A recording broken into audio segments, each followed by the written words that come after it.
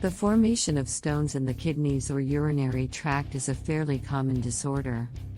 The stones are formed from the chemicals usually found in the urine such as uric acid, phosphorus, calcium, and oxalic acid. They may vary in consistency from grit, sand and gravel-like obstructions to the size of the bird's eggs. Stones may form and grow because the concentration of a particular substance in a urine exceeds its solubility. This disorder occurs more frequently in middle age, with men being afflicted more often than women. The kidneys are two bean-shaped organs, lying below the waist on either side of the spinal column on the back wall of the abdomen. They are soft, reddish-brown in color, and, on an average, measure 10 centimeters. In length, 6 centimeters. In width and is 2.5 centimeters.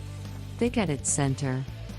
They are filtering plants for purifying the blood, removing water and salts from it which are passed into the bladder as urine. Treatment. A majority of patients suffering from kidney stones can be treated successfully by proper dietary regulations. These regulations will also prevent a recurrence of the symptoms. Only a few cases require surgery.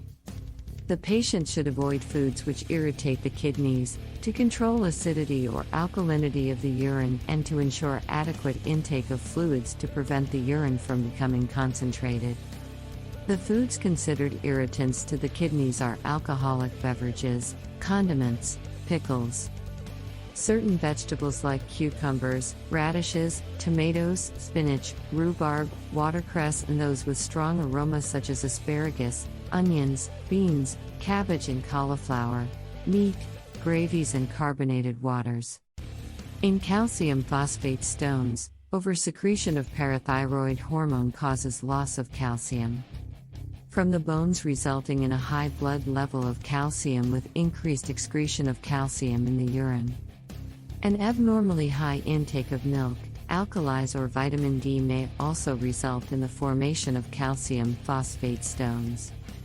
For controlling the formation of calcium phosphate stones, a moderately low calcium and phosphorus diet should be taken. The intake of calcium and phosphates should be restricted to minimal levels consistent with maintaining nutritional adequacy. The maintenance level of calcium is 680 milligrams, and of phosphorus 1000 milligrams. In this diet, milk should constitute the main source of calcium, and curd or cottage cheese, lentils, and ground nuts should form the main sources of phosphorus. Foods which should be avoided are whole wheat flour, Bengal gram peas, soybeans, beets, spinach, cauliflower, turnips, carrots, almonds, and coconuts. When stones are composed of calcium and magnesium phosphates and carbonates, the diet should be so regulated as to maintain acidic urine. In such a diet, only half a liter of milk, 2 servings of fruits, and 2 servings of vegetables, 200 grams, should be taken. The vegetables may consist of asparagus, fresh green peas, squash, pumpkins, turnips, cauliflower, cabbage, and tomatoes.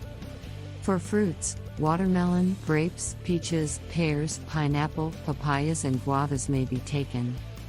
On the other hand, the urine should be kept alkaline if oxalate and uric acid stones are being formed. In this diet, fruits and vegetables should be liberally used, and acid-forming foods should be kept to the minimum necessary for satisfactory nutrition. When the stones contain oxalate, foods with high oxalic acid content should be avoided. These foods include almonds, beetroots, brinjal, brown bread, cabbage, cherry, chocolate, French beans, potatoes, radish, spinach, and soybeans. Uric stones occur in patients who have an increased uric acid in the blood and increased uric acid exertion in the urine. Since uric acid is an end product of purine metabolism, foods with a high purine content such as sweet bread, liver, and kidney should be avoided. Kidney beans, also known as French beans or common beans, are regarded as a very effective remedy for kidney problems, including kidney stones. It was Dr. Ram of Germany who first discovered the value of kidney beans as a medicine for kidney and bladder troubles.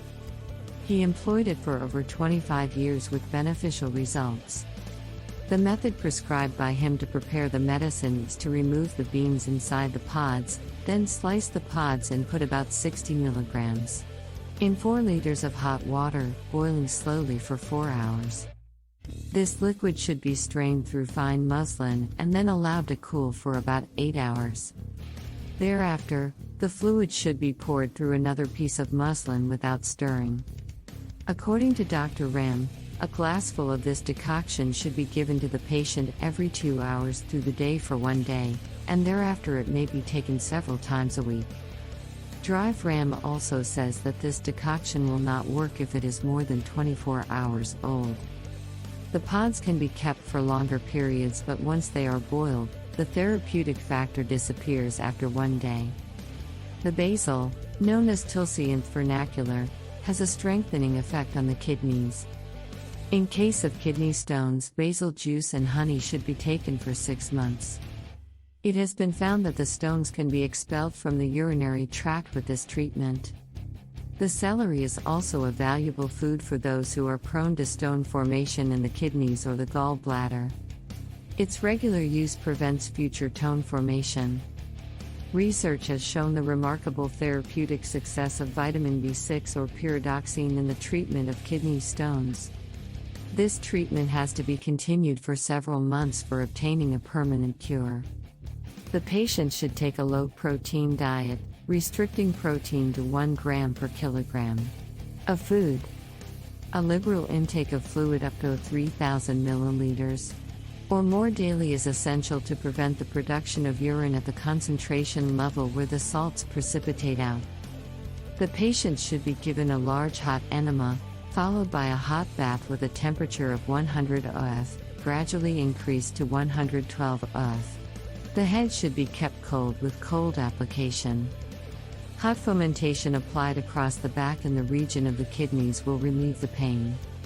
Certain yogasanas such as Pavanmuktasana, Uttanpadasana, Bhujangasana, Dhanursana and Halasana are also highly beneficial as they stimulate the kidneys.